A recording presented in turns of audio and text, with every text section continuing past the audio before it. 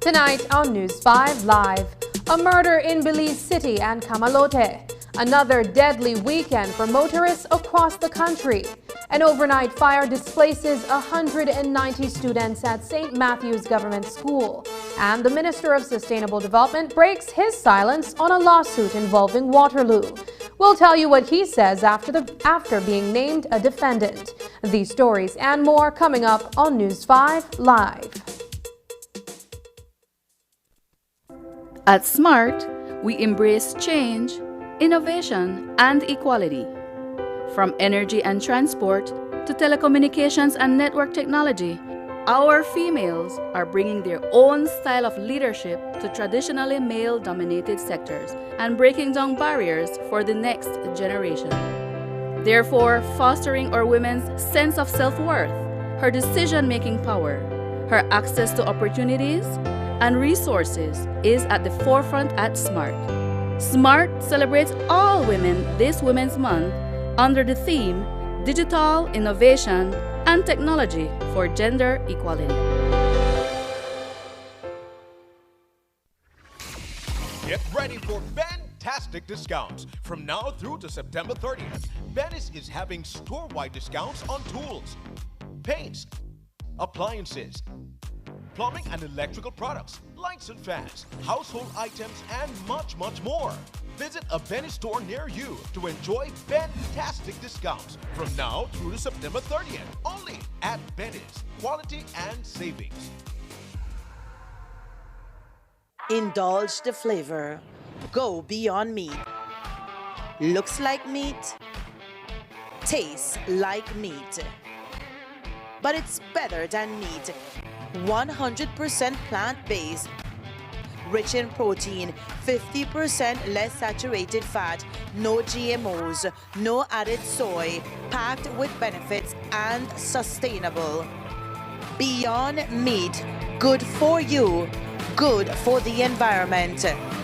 Now available in 6 different types of products in Belize. Beyond burger, beyond sausage, beyond beef, beyond chicken nuggets, beyond chicken tenders, beyond steak, beyond meat, distributed by United Distributors Limited.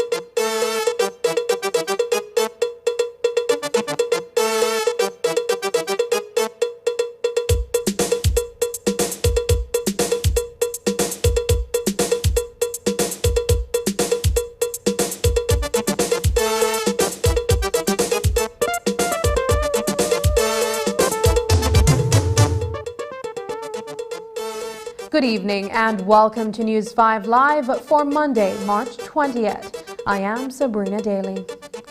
A man was shot dead by one of 2 men who accosted him in front of his house in Belize City on Sunday morning. It happened at number 6 Watermelon Street in the Faubourg Road Extension area, shortly after 11, and claimed the life of Raheem Arnold, also known as Footy. The murder happened just 2 days after Arnold, a CYDP supervisor, went marching for peace on Friday. For the family, the homicide compounds their grief over another sibling they lost to gun violence 3 years ago this month. News 5's Marion Ali spoke with a sister of the deceased and has the police perspective as well in the following report. Thursday we gone, make my brother 3 years, then kill her now. Sunday they can't kill my next brother. What they want to do to we, I don't know how my mom even take this. Crystal Morris, her mother and siblings are having a tough week, enduring the loss of a loved one for the second time during the month of March, only 3 years apart. In broad daylight on Sunday, 2 men ambushed her brother, 29-year-old Raheem Arnold, in front of his house, one with a gun, the other with a knife. My brother went to bed at the shop, and when he come back, he look like his accomplished the person who want to kill him was already in the yard waiting for him. They tell me that the 2 of them in the crowd, one the joke and one the shot her. Initial investigation revealed that Mr. Arnold was standing on his veranda when he was approached by a East Indian descent male person and a Hispanic descent male person. Struggle ensued between him and the 2 male persons. He managed to get away from them and ran around his house. These assailants were relentless, and they followed him around the house, firing 4 shots in his direction, one of which fatally caught Mr. Arnold. Communications Director for the Belize Police Department, ASP Fitzroy Yearwood, informed today that police are looking for 2 suspects. And while they are yet to establish a motive, the family is almost certain that this was another love triangle gone wrong and that he was killed out of jealousy. Yes, they have a dispute like 2 weeks ago. And tell me, they told me have a dispute. I never did it again, but I hear about it. My mama say me mention it and come there and say that how the young man went I say he don't have problem every time. This is not no past. This is something that recently happened. We have heard several rumors. I even saw some on social media. Until I have it in writing, I cannot say whether or not it's a fact. We would refer to this as an isolated incident. The family wanted Arnold to relocate from Belize to try and avoid an incident, but he refused to leave because he wanted to be with his only child, a son who is only 1 year old. He said he want to raise his son. He don't want to leave his son here. That talk how he always, my even brother tell her, try go. He don't want to go. He said, yeah, will stay here for raise his son. On Friday, Arnold, as a supervisor of youths enrolled in the CYDP's Infrastructure and Beautification Project, took part in a peace march in Belize City. He was on the road to reform so he could be a good example to his son.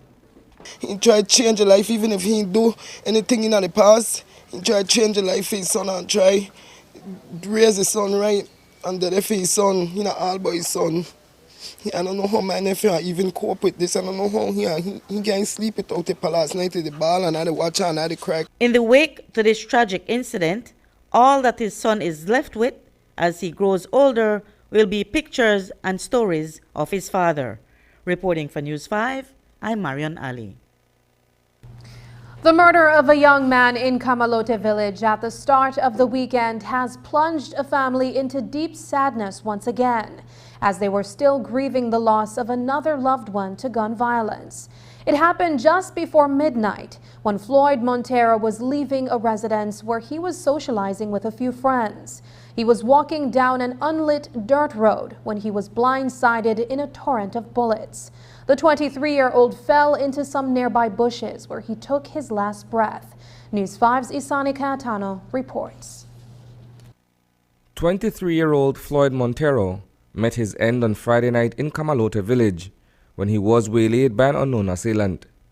Residents say that they heard the report of a single gunshot and initially thought that the blast in the distance was a motorist experiencing a blowout.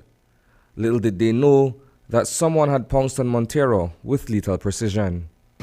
I'm at home And my daughter got one call from a friend on Facebook and then say, girl, just shoot your cousin. And then my daughter can wake me and she tell me, man, they shoot Floyd and then say he dead. And I say, what? But Shakira never made get on the phone. And we did try the on the phone to see if anybody post up anything about it. And nobody never post up till almost in the morning. Shakira Francis is Montero's elder sibling. She did not speak with News 5.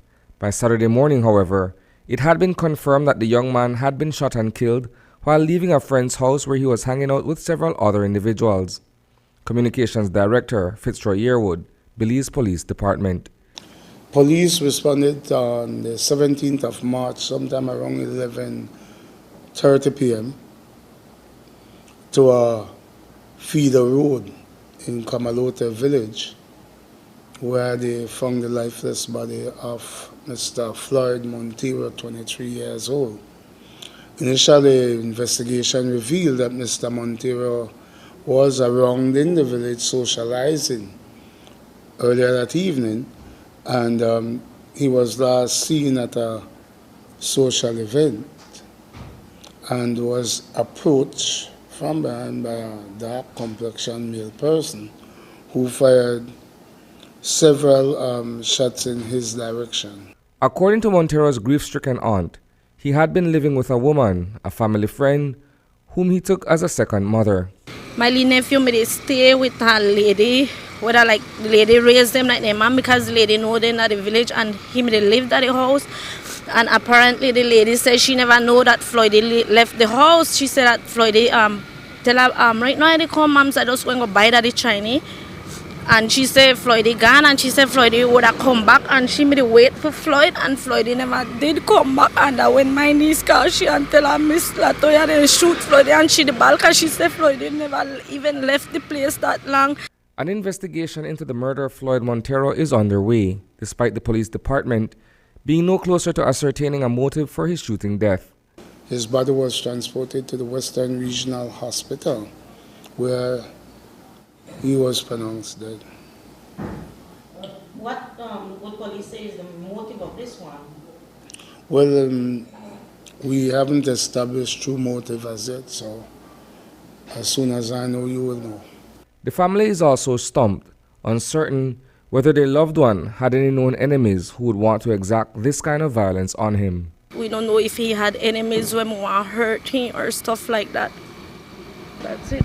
Now you guys are preparing for his funeral, correct? Yeah, we are preparing for his funeral to lay him to rest, and we just want they find justice, because I personally believe that the person who killed my nephew, it have to be somebody where he knew, and it have to be somebody where he does talk to, because we get talking that somebody where me they socialize wrong at the night, because nobody can go in that yard there like that. Reporting for News 5, I am Isani Cayetano. A family from Belmopan says that they were victims of a home invasion on Thursday, during which the intruders reportedly wore police boots.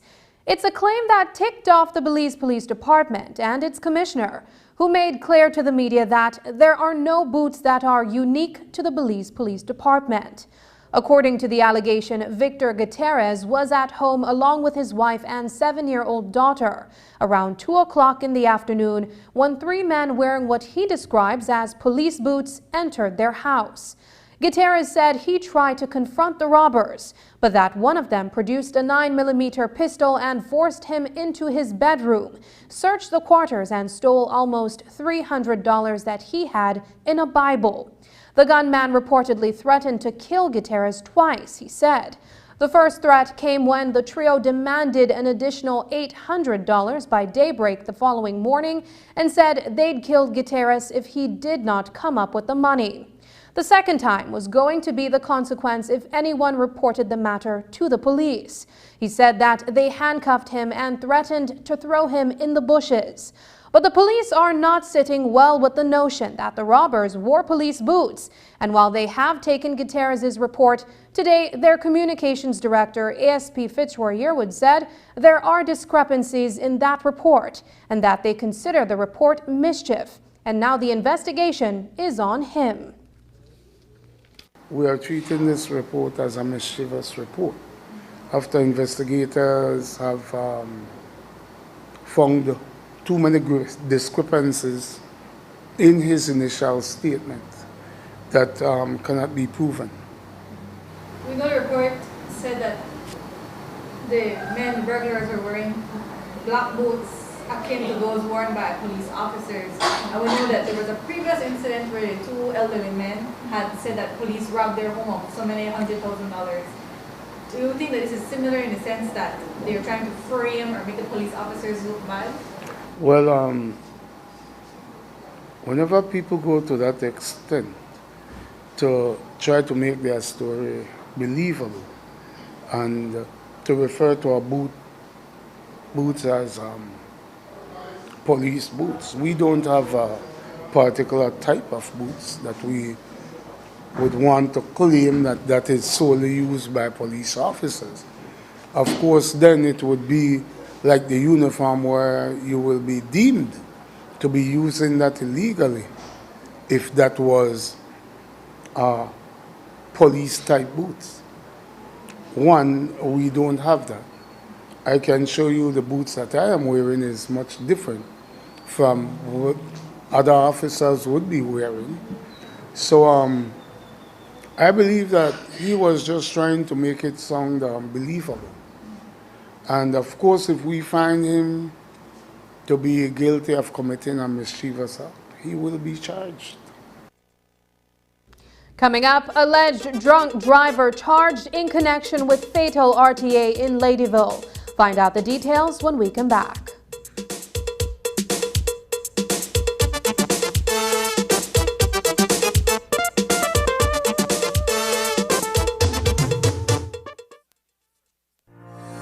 At Brothers Habet and Habet, we are proud to support and celebrate Women's Month. This year, the theme is embracing equity, and we believe that everyone deserves equal opportunity and access to the tools they need to make their dreams a reality. That's why, for the entire month of March, we are offering all women a special 15% discount on all products store-wide. Whether you're a professional, a DIY enthusiast, or just looking to tackle a home improvement project, we have everything you need to get the job done. So come on down to Habet and Brothers Habet and embrace equity. Let's work together to break down barriers and empower all women to build a brighter future. From all of us at Brothers Habet and Habet, Happy Women's Month.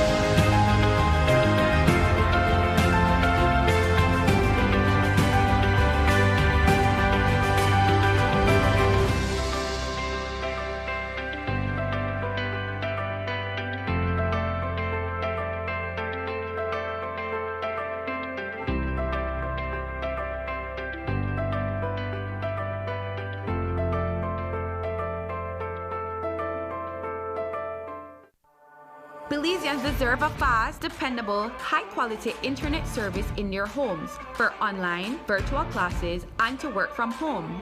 It's the new way of life. Diginet is the #1 fiber service that is powering Belize's digital transformation. And now, this reliable fiber service is even more affordable with our new entry plan. For a limited time only, you and your family can enjoy 20 megabits per second of fiber service to your home for only $49 monthly. No more missed classes and interrupted meetings. It's costing you time and money. Diginet is better than cable and better than wireless. Visit a Digistore today to sign up for the best home internet service in Belize. Come see what you've been missing. Same high quality, fast, and reliable fiber service, now at an even lower price. For more information, visit livedigi.com/Diginet. Digi, our national telecom.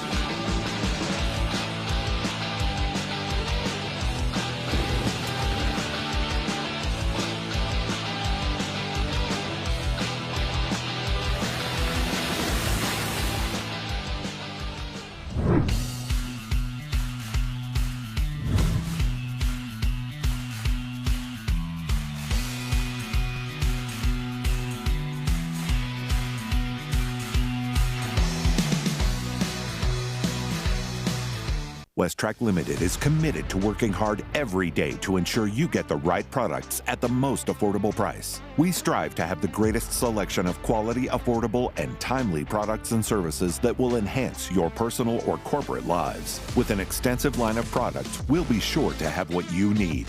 For even faster service, you can contact us on Facebook, WhatsApp, or by email. We look forward to seeing you come through our doors at your nearest Westtrack branch today.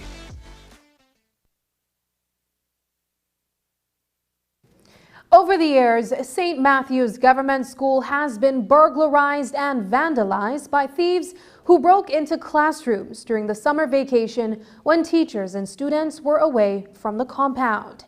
They were able to rebound from the losses they incurred when the intruders made off with valuable classroom items. But what happened on Saturday morning is a major setback that caught them by complete surprise. They woke up to shocking news that the main school building had been destroyed by fire overnight. This morning, News 5's Isani Cayetano headed west and spoke with teachers as well as the principal about the devastating loss. An overnight fire in St. Matthew's Village in the early hours of Saturday morning has displaced 190 primary school students as well as their teachers. The inferno gutted several classrooms, including the homeroom of Christina Fabro, who has been teaching at St. Matthew's Government School for the past 11 years. I've invested so much and everything gone just like that. So I'm happy right now, like I'm not crying anymore. I've cried so much since Saturday. I think there's no more tears left in me after this great ordeal, but I'm just hoping for the best. It is believed that the cause of the fire that severely damaged the building was the result of an electrical short. While that is yet to be confirmed, school principal Shakira Berry told News 5 earlier today that she was alerted to the blaze on Saturday morning. By the time she responded to the scene, it was too late. Well, I was called out Saturday morning and I was told that the building was on fire. And when I came here, I saw that the building was already burnt down. We actually have 5 classrooms totally damaged, and the rest of the classrooms were destroyed by water. What are officials telling you with respect to perhaps the cause of the fire? Nothing as yet. We're still awaiting that response from the fire department, the official response, to see what caused the fire here at St. Matthew's. The fire took along with it, for students in Fabra's class, those who are struggling with literacy and writing, an opportunity to learn visually. For Fabro, it's beyond the dollar amount in losses. For those who know me, know that I'm a dedicated and hardworking teacher. I go beyond. When it comes to my classroom, especially year after year, I invest. When it comes to the painting, when it comes to the charts, like this year, I went on long leave in September, and I still came to school and prepared my class for the teacher that was supposed to be in my class while I'm on long leave. I painted, and then when I was to come back, it wasn't how I expected it to be, because that's the person I would consider myself like a perfectionist, and I decided to invest it again. I repainted the class again, and then I did all my charts over again, and when I saw this, I broke down into tears, because it's not only about me preparing the class, but it's also about the students that I know that need as much time in the class when it comes to the reading and their writing, and so I feel like something went wrong. I feel personally like what can I do now to help the situation, and it's like I don't know, I'm lost. The damages, though not calculated as yet, are believed to be in 6 figures. How much would you estimate the damage? I mean, the roofs are gone, classroom buildings have been gutted. If you were to quantify how much damages you've taken on, what would you say? In the hundreds and thousands of dollars, but the value for these teachers is priceless. Whatever they have in the classroom, these are charts that were made years and years ago, and they are trying to, as teachers, we try to hold on to a whole lot. So there's no value to their personal items that they have within the classroom.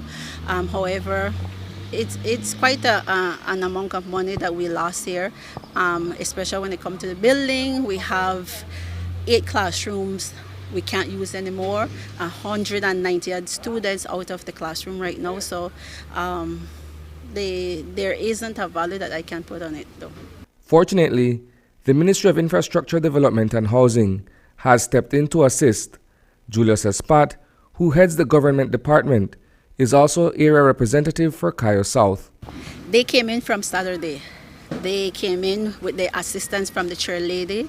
They came in and they started to assess the damage. They started to move things. They started to move people to start moving things. So they were here from Saturday doing the best that they can do. I am really I'm thanking them, because they did an excellent job coming in, supporting us. And now they're here today to do cleanup. So I'm really grateful to the Ministry of Infrastructure Development. Well, for now, we're going to look at working with packages, and we know that the packages don't work, especially in a village like this. The parents, they don't have access to the internet, they don't have electrical devices that they can connect when we connect, and so we rely on only the packages whereby the parents speak only Spanish. They can't help with the English, and I feel like it's a big setback. I don't know how we're going to overcome this, and I worry, will we be ready for September? Reporting for News 5, I am Isana Cayetano. A 52-year-old Belize City resident is tonight behind bars for the death of a 23-year-old Belize City disc jockey. 52-year-old Manuel Ramos is being accused of driving under the influence of alcohol beyond the prescribed limit after his red Chevy Colorado collided into another vehicle on the Philip Gosen Highway and claimed the life of 23-year-old Joshua Martinez. The accident happened at around 4:30 a.m. on Saturday, while Martinez and a group of friends were heading to a nightclub in Ladyville. Joshua's family has been stricken with grief since the incident, while the alleged drunk driver is facing a slew of charges. News 5's Paul Lopez reports. 22-year-old Joshua Martinez lost his life on the Philip Gosen Highway just before 5 a.m. on Saturday. According to his family, Martinez was traveling from Belize City to a nightclub in Ladyville when he ran into some mechanical issues just across the highway from the Our Lady of the Way RC School. He was driving the vehicle and the vehicle shut down on the road, so he parked on the side of the road. When he parked on the side of the road, he called his friends who were at Eruption for some assistance to give him a jump, right? So the friends coming back down, the friends were coming to assist him, parking the vehicle and everything. My nephew standing there with the jumper cable in his hand. The police department's account of what led Martinez to that location is different from the story being told by his family. According to investigators, Martinez and a police officer, PC David Griffith, were there rendering assistance to a friend who was facing some mechanical issues. Notwithstanding the circumstances that placed Martinez along the highway, police say that while there, a red Chevy Colorado collided into an open door of one of the parked vehicles. We know that Joshua Martinez, along with police officer David Griffith, were on the Philip Golson Highway somewhere in the vicinity of the Roman Catholic Church on the highway itself, where a friend of theirs vehicle was experiencing mechanical problem. They stopped to render aid. A young man, Usher, was the driver of that vehicle. I think he's Karik Usher.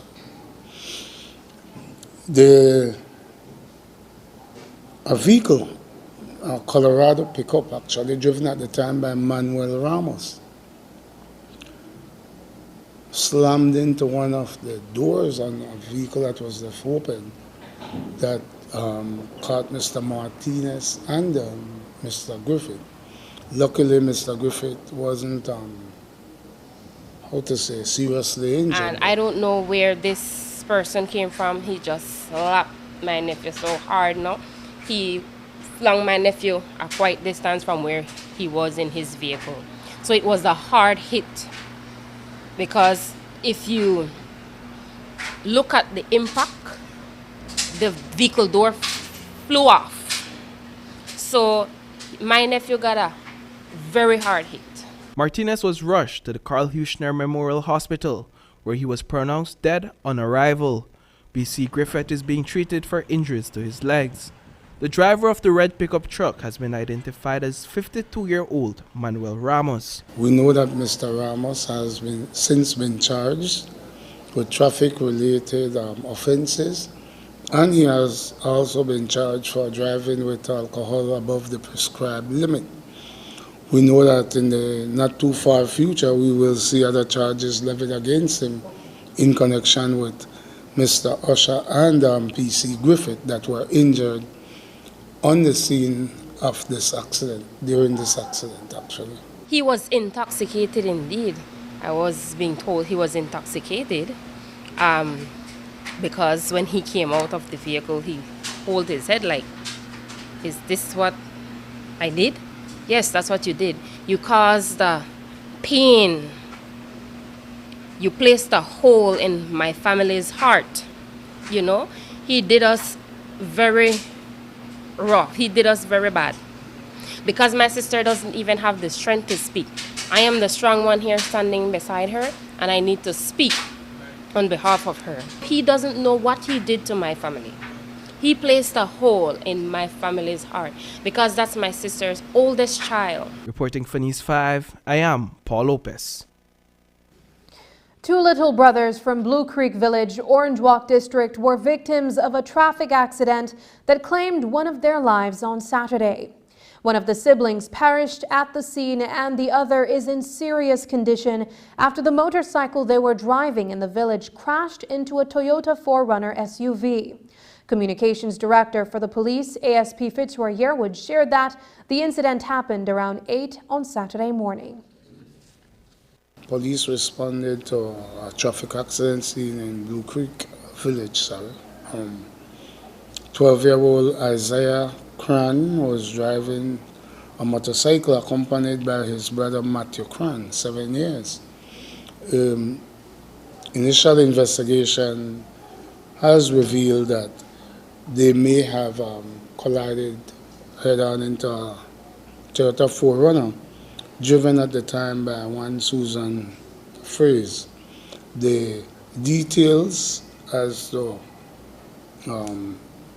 the full details of this accident has not been sent to me as yet, but I know that Matthew Cran succumbed to his injuries, and we know that Isaiah Cran is in a serious condition. Another traffic accident on the Hummingbird Highway proved to be fatal on Sunday evening. It involved a pickup truck, but the police department's communications director, ASP Fitzroy Yearwood, explained that he is waiting to be briefed by investigators on the details of the accident. However, he did share the name of the deceased with us. Between mile 27 and 28 on the Hummingbird Highway, police responded to a scene on Sunday, 19 March, around 4:10 p.m., where they saw a two-door Isuzu pickup with extensive damages to the front portion and the windshield, and about 3 feet near away from the vehicle, they found the body of Cesar Giovanni Larios, 49 years, Guatemalan, former of Valley of Peace, with severe head and body injuries. The lifeless body of Mr. Larios was transported to the Western Regional Hospital, where it was pronounced dead on arrival.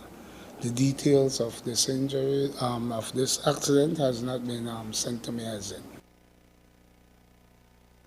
After the break, Landy Habet discusses the latest on appeals tribunal. We'll tell you about that, but first, here's the weather update with data from the Belize Met Service.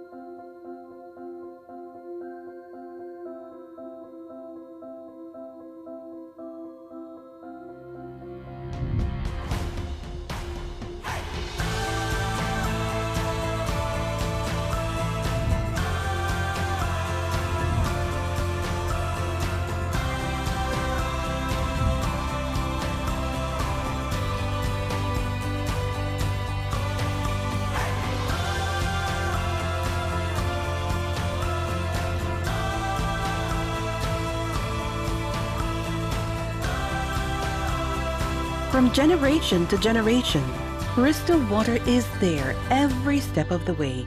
Taste you can trust.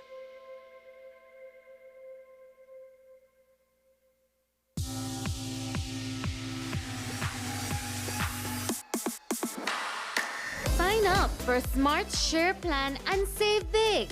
Whether you're a small entrepreneur starting up your business, a student on a limited budget, or a family trying to save, this is the plan for you. With unlimited SMS, calls, and data, we help you save. Get up to 5 lines for as low as $30 per line monthly, only with Smart. Sign up today at any Smart showroom or sales manager countrywide. So get your business going, share more memories with friends, and be ready for the day with Smart.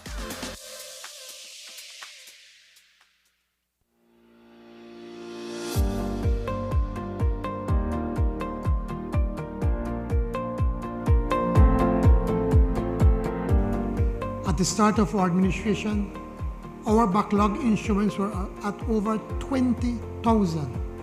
We have already managed to reduce that to 2,687. In 2022-23 fiscal year alone, we cleared 9,860 instruments.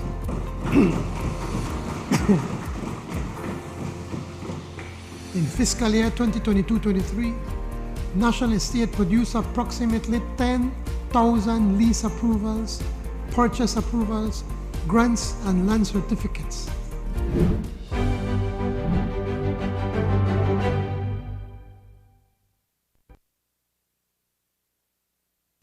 On Friday, we reported that a claim had been filed against the Minister of Sustainable Development in the High Court on behalf of Waterloo Holdings. This is in respect of the appeals tribunal that was constituted following an amendment to the existing environmental impact assessment regulations. We also established that one of the panelists on that tribunal, local tourism pioneer Lucy Fleming, has chosen not to participate in the appeal process. Earlier today, Minister of Sustainable Development Orlando Habet spoke one-on-one with News 5 regarding the latest turn of events, as well as the possible legal outcomes. We confirmed on Friday that Lucy Fleming, who was one of 3 persons to sit on that panel, has chosen not to participate in this particular process going forward. Can you speak to us what happens at this juncture in respect of the overall appeals position? Yes, certainly. As you know, the company had appealed the decision of the Department of Environment. And so what happens when that appeal occurs is that we have to invoke the tribunal, which is comprised of 1 judge, which we already have. We have to get a person that represents the private sector. In this case, we had a senator who had to be removed because of potential conflict of interest. And through the consultation process, we had engaged in some conversation with Ms. Lucy Fleming, a person who has been in the private sector for some time, engaged with the tourism industry. And so we thought that she would have been one of the best persons to be part of that tribunal. And the third person being Professor Hughes, who is out of Ireland originally, but has been doing work in the Caribbean and also in Australia. The fact that Ms. Lucy has written saying that she can't continue or doesn't want to continue into the tribunal is something that we have to respect. We will have to now engage and see from the persons that are out there who else we can get to be part of that tribunal. But certainly, not to delve further into the issue, because this is something that has to appear before the tribunal, which is still part of the court process. We see from here now that even when we do further amendments to the legislation, that these things have to be taken into consideration, that somebody can pull out, something can happen, somebody can get sick. So there has to be, in that legislation, time allotted, so that sufficient time actually, so that then you can accommodate some of these changes that can happen without your really being involved or not knowing what these things that can happen. So I think having sufficient time put in there, that would be very, very, very important. Minister Habet also chimed in on Waterloo's position that the revision of the EIA regulation purposely places the company at a disadvantage, notwithstanding the fact that the appeal process is already underway. How would you respond to the challenge that perhaps the amendment to the EIA regulations puts the company at a disadvantage based on the fact that they're saying, well, look, this happened while the process was midstream? Not necessarily. Based on the advice that we have gotten from legal counsel, I think it all fits within the framework of the legislation, and these amendments can happen from time to time. Certainly we would like to see further amendments that can come into force, and we are looking at some of those already and how those can be incorporated into the not only the statutory instrument but the act itself with the EPA. The composition of the tribunal is also being called to question in terms of the positions that have been taken by at least 2 of the 3 members of the panel. We know that Lucy Fleming is no longer in the picture, but Dr. Terry Hughes is also on record elsewhere speaking against dredging, and he's done so openly. That is also being called to question in terms of certain biases that panel members may have. I'm not aware of any conversation in that regard. I think from what we did with our research, he's a well-known professor, has done a lot of publications worldwide, and he's certainly an eminent person in that field. So I think from the selection process, I think we did the best we could under those circumstances. Now, you are essentially being sued by Waterloo. Your name appears on the claim that was filed recently. Where do you stand in terms of your position in the decision-making process and the fact that it is open to legal challenge? Well, as you know, the way the legislation is framed, the minister doesn't make a decision. So for that reason, during the former administration, those amendments were made so that then the tribunal is formed in collaboration with the ministry, with the minister, but the minister has no say in that actual decision-making process, but the final decision is left up to the tribunal. A Ladyville man is behind bars for burglary after allegedly breaking into a home and stealing a cell phone. Freddy Vasquez is accused of entering the home of Ladyville resident Marvin Contreras, where he reportedly stole a Samsung J10 cell phone valued at $300. When Vasquez appeared before Senior Magistrate Aretha Ford today, he explained that he went to visit his wife and child and got drunk. He says that he was sleeping on the veranda when he found a phone and thought that it was for his wife, but later realized that it was not hers. He went on to explain that he made attempts to return the phone, but the owner called the police and he was charged with burglary. Vasquez sought leniency, but the prosecutor in the case, Sergeant Kennard Clark, objected, noting that Vasquez was out on bail for a separate burglary. Sergeant Clark also requested that Vasquez's bail for the last burglary offense be revoked. The senior magistrate agreed and revoked Vasquez's previous bail, which was granted to him in October 2022. Senior Magistrate Ford also denied him bail in this latest burglary. He was remanded into custody at the Belize Central Prison until May 22nd. Tonight, Belize City resident Kirk Pitts finds himself behind bars after falling short on his promise to pay money towards an outstanding court fine. Back in February, Pitts was pardoned by a senior magistrate after making a promise that he would be paying in installments towards a $2,010 fine, which had been accumulated over a period of time. But Pitts failed to show up to court following his commitment. As a result, a bench warrant was issued for his arrest. Today, he appeared unrepresented before Senior Magistrate Baha Showman, where he was asked why he had not been showing up for a pending case. Pitts had no reason why he failed to show up, but explained that he thought $150 that the senior magistrate ordered be paid by February 16th had been paid. Senior Magistrate Showman said that she had extended all courtesies to Pitts. He was ordered to serve his outstanding fine and jail time, which amounted to over a year. When we return, lucky Belizean in Diaspora wins land raffle in Belize.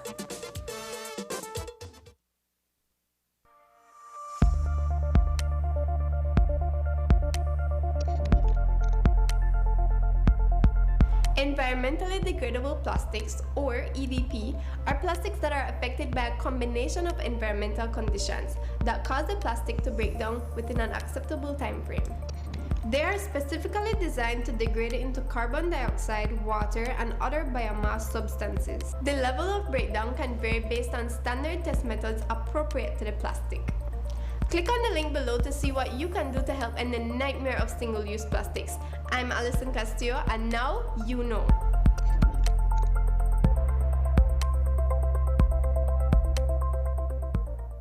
The BEL 24/7 app just got even better with new features and an upgraded look.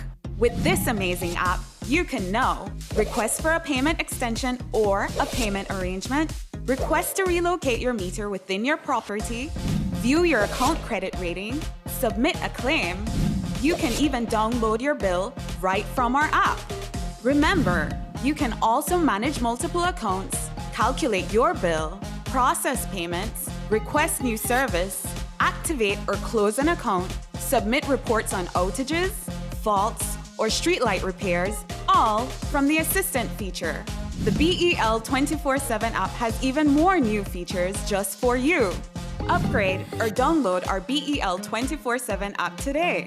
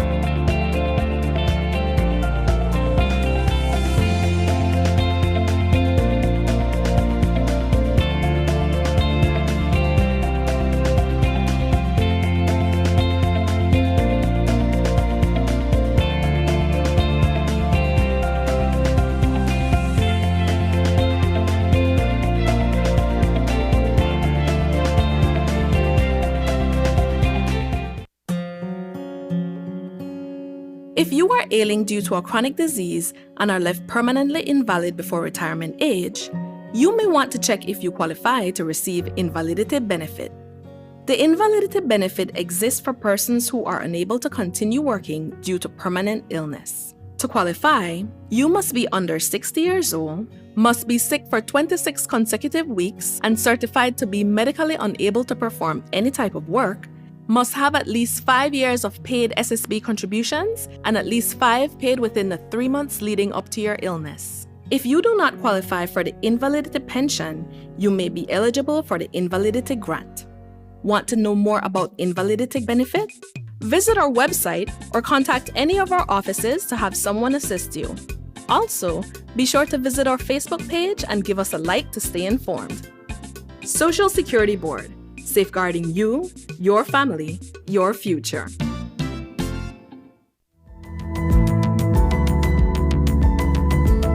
Smart introduces Real Unlimited Postpaid Plans, providing customers with unlimited talk, unlimited text, and unlimited data. Now that's a real great deal. With Smart Plus, Share 1 and 2, and Enterprise 1 and 2 plans, you can talk as much as you want, text as much as you want, and for the first time ever in Belize, you can enjoy unlimited data with your postpaid plan. So come in and sign up for an unlimited postpaid plan and enjoy limitless possibilities. In addition, other plans such as the Flex Junior, Choice, and Select have been boosted with a lot more talk, text, and data, providing you with the best value for your budget. Be unlimited with Smart. It's time to power your dollar with Smart.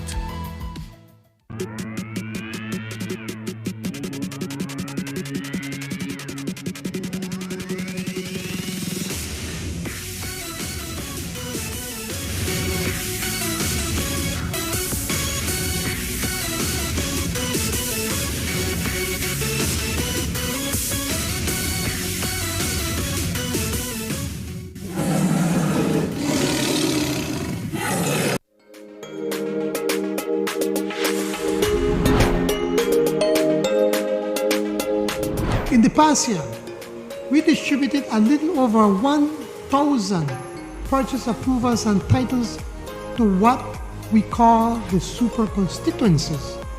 The teachers, nurses, police officers, public officers, and the police defense officers.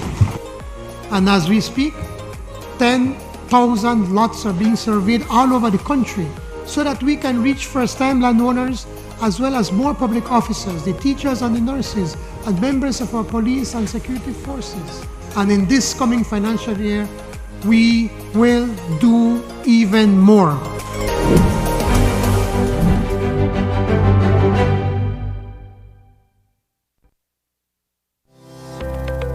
Galenia Hospital, located in Cancun, Mexico's premier tourism destination, is a state-of-the-art healthcare facility that provides highly specialized medical services.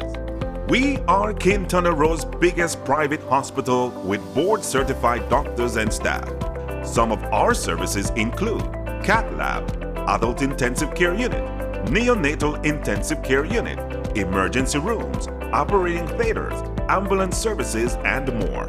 We are a medically accredited hospital by JCI, Accreditation Canada International, and General Health Council, providing extraordinary care in every specialty, from our cardiology department to our neurology center.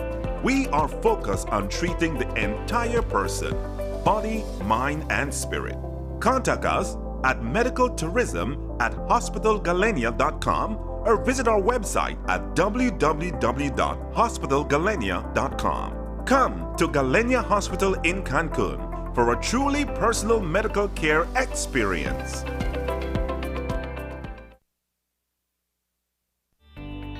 Taking its name from the venerable father of the nation, the George Price Highway stretches 77 miles from Belize City to Benqueviejo. Originally built in the 1930s, this cross-country highway system is the artery that links Belize to Central America at the western border with Guatemala. That connection facilitates overland trade, supporting Belize's economic development. Winding its way across the scenic countryside, the George Price Highway from Roaring Creek to Esperanza has been fully reconstructed to meet international standards, with particular emphasis on road safety. A shorter and hassle-free commute is best enjoyed when everyone obeys the traffic laws. To reduce the number and frequency of road traffic accidents, it means that a seatbelt must be worn at all times and the speed limit observed when traveling along the highway. It also means that pedestrians must use sidewalks and crosswalks where available. Buses should only board and discharge passengers at a designated bus stop. Road safety is everyone's responsibility. It begins with you.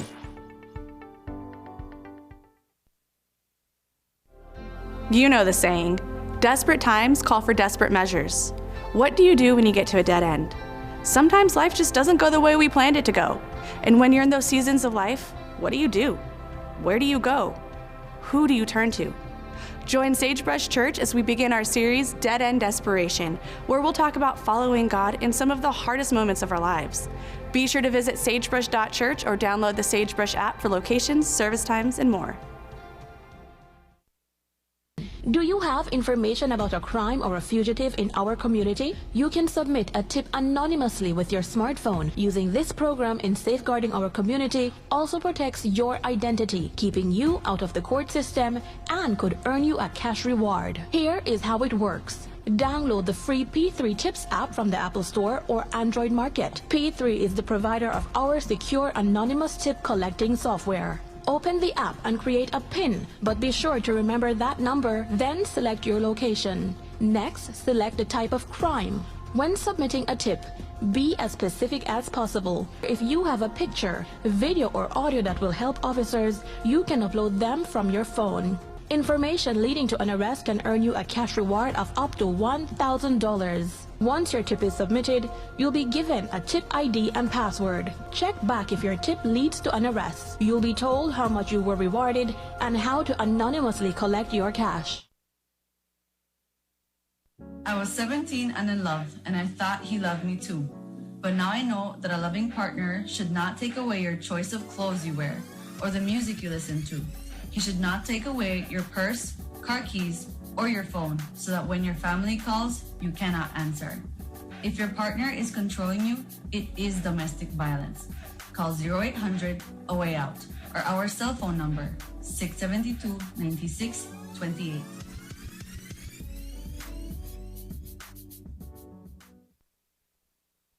The Diaspora Relations Unit, DRU, within the Ministry of Tourism and Diaspora Relations ran a one-year campaign where members of the diaspora got a chance to register into the Diaspora Registry.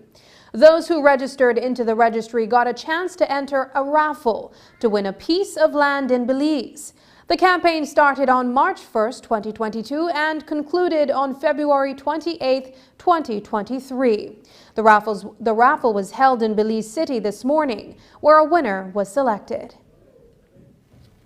Every Belizean desire is to own a piece of Belize, and like I said, there are Belizeans living abroad, so we believe that a piece of land is something that we could give them, that they would return home, even if only for a visit. But you know, when Belizeans abroad get to a certain age in their life, they want to come home. So coming home to a piece of land where you can develop is something, it's a great initiative, I believe, and that is why I believe that we had over 1,000 people actually entered into the registry. The winner, and were you guys able to get in contact with that person? The winner selected today was none other than Andrea Usher, who resides in New York. So we had the raffle live so that members of the diaspora can see that it was fair. Again, the winner is Andrea Usher, a Belizean residing in New York.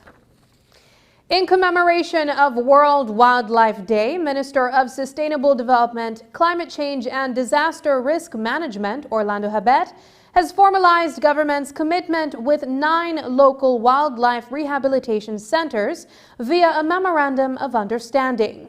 This is in recognition of the conservation community that has been instrumental in conserving, rescuing and rehabilitating release and rewilding of Belize's wildlife species.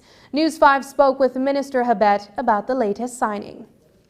Like the National Biodiversity Office, who had been working for some time in establishing a full-fledged agreement with the co-managers of these protected areas, they finally came to come up with a full-fledged agreement instead of operating with just one letter of understanding or agreement, which was not detailed.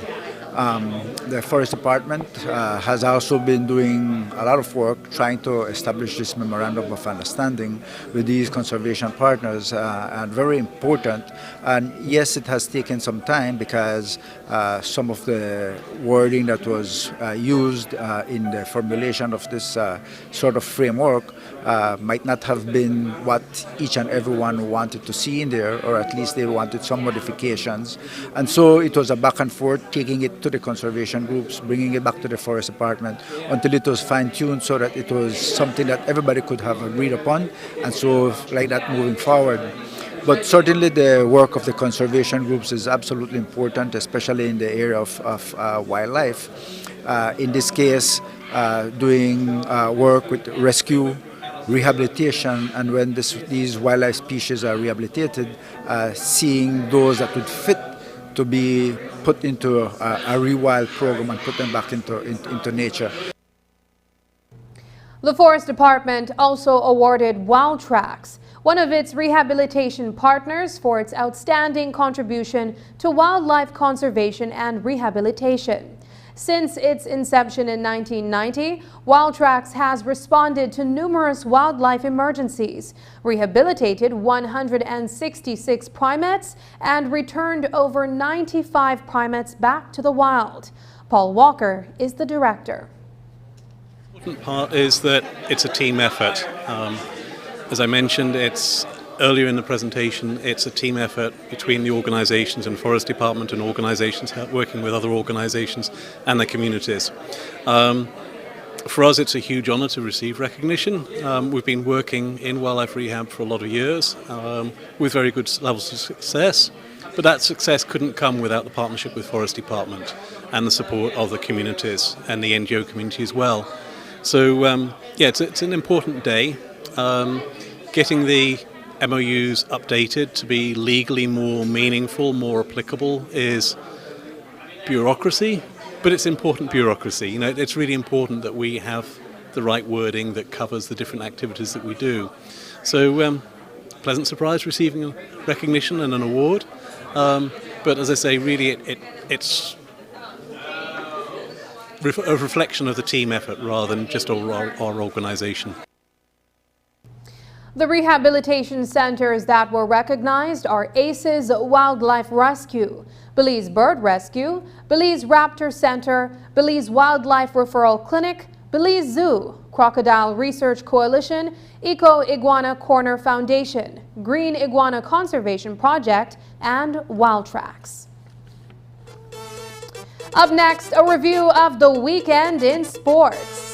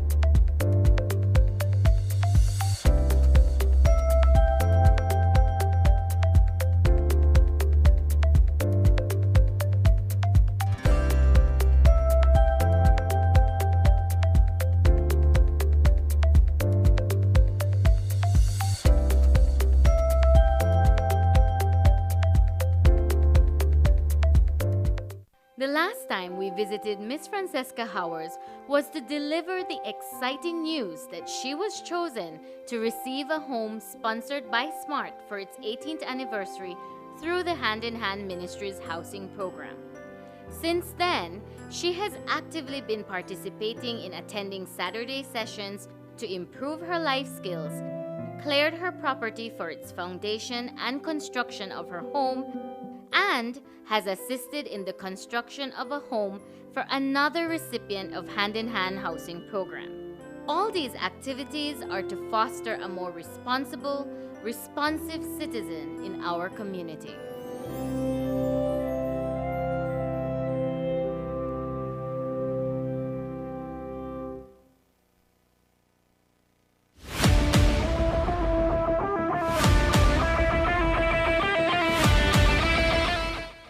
Good evening and welcome to another edition of Sports Monday. I am Paul Lopez. It was another weekend of high-flying, goal-scoring and road racing events across the country. We will tell you all about it in a few. But first, in recognition of Child Stimulation Month, we would like to highlight two groups that are encouraging children to grow through play and discipline. Here's that story. It's 2:30 on a Friday afternoon at St. Martin de Porres Primary School in Belize City. Students Brenna Brown and Sophia Ball have joined their fellow schoolmates inside the gymnasium for some lessons from the Belize Table Tennis Association. I did learn how to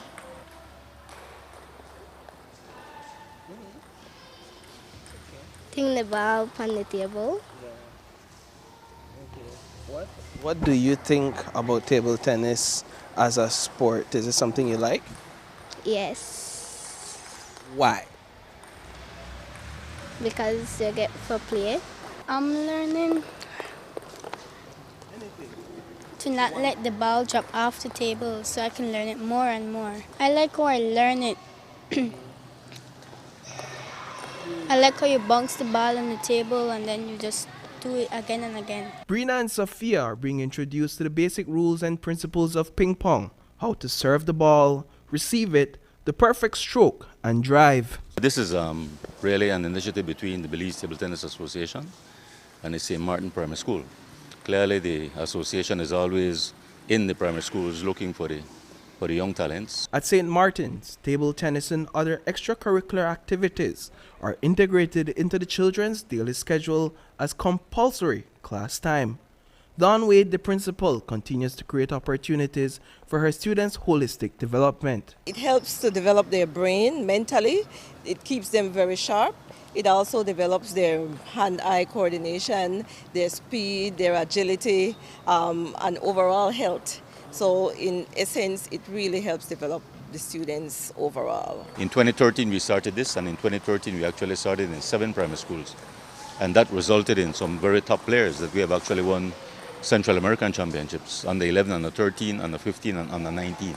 Those are the tournaments that we would compete in. And from table tennis to a discipline that is popular among police cadets, foot drill.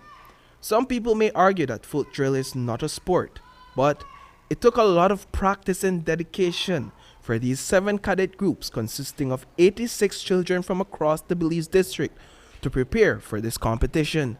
And to show you just what it entails, here's a brief look at some highlights from Saturday's event in Belize City.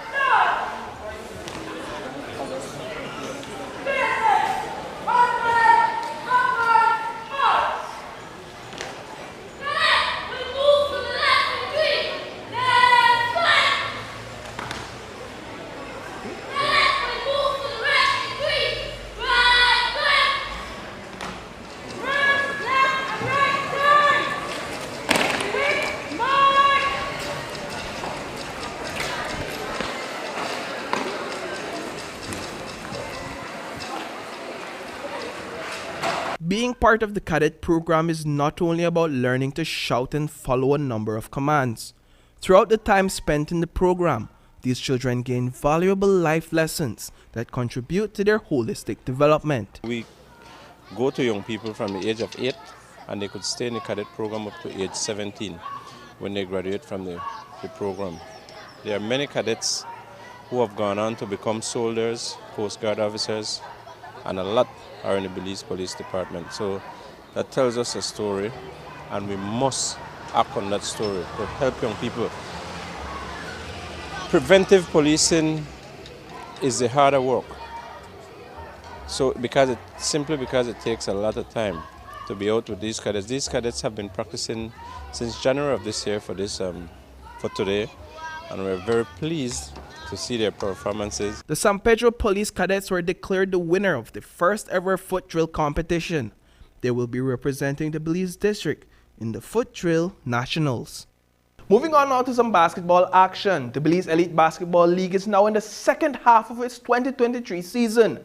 The Bennett's Belize Hurricanes hosted the Punta Gorda Panthers inside the Belize City Civic Center on Friday night. That match ended 143 points to 78 points in favor of the Hurricanes. Fans were anticipating the return of Kirk Shabbat-Smith Jr., who was on suspension for the first half of the regular season. He played a total of 31 minutes and ended the match with 16 points on the scoreboard. But his performance was not as impressive as Tyree Orozco's, who scored 38 points and 14 rebounds within 24 minutes of playtime. We will have to see more from Kirk Smith Jr. to give a comprehensive verdict on his value to this already stacked team. Griga Dream Ballers upset the Belize City Defenders with a close finish 77-72 points on Saturday night. Jaheim Siego and Edgar Mitchell carried their team in that matchup, scoring 21 points and 23 points respectively. Inside the UB Gymnasium in Belmopan, the Red Tigers took on the San Pedro Tiger Sharks. San Pedro came out of that one with a much-needed win, while the Orange Walk Running Rebels defeated Western Ballers 101-89 points. Orange Walk has won its last 5 games. It remains the team to beat. And from basketball to cycling, things are heating up for the 93rd annual Holy Saturday Cross Country Cycling Classic, scheduled for April 8th. This past weekend was all about the 5th annual Ernest Main Mount Hope Classic, organized by the Cycling Federation of Belize. The 120-mile race saw elite junior and master riders set off from Leslie's Import in Belize City all the way to Mount Hope in the Coyote District and back. At the end of the race, some 4 hours and 49 minutes later, it was Byron Pope who took the spot at the top of the podium for the 2nd week in a row. Pope walked away with a trophy and a $1,000 prize. Fans chanted, "Lovell is back," as seasoned rider Greg Lovell secured 2nd place. Sean Cott Jr. was the 3rd rider to finish the race. I got really deep again today because I was the domestic. I was doing a lot of riding early in the race for the team. But unfortunately, the guys who we had designated for the win today missed the split in the last. And I said, man, I'm kind of doubt myself because I was attacking, I was piercing early. So I said, man, I doubt myself. But this is our route where I've trained a lot.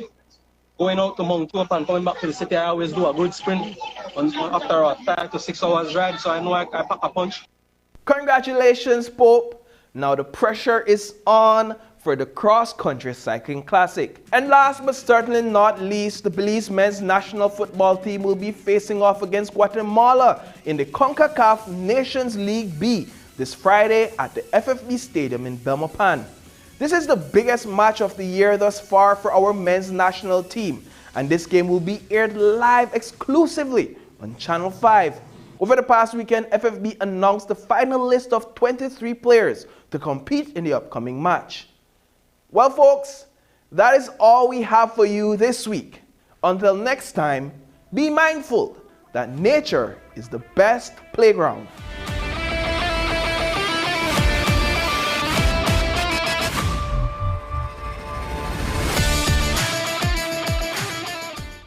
And that's the news. Tonight's broadcast is available at channel5belize.com, on our Facebook, and on YouTube.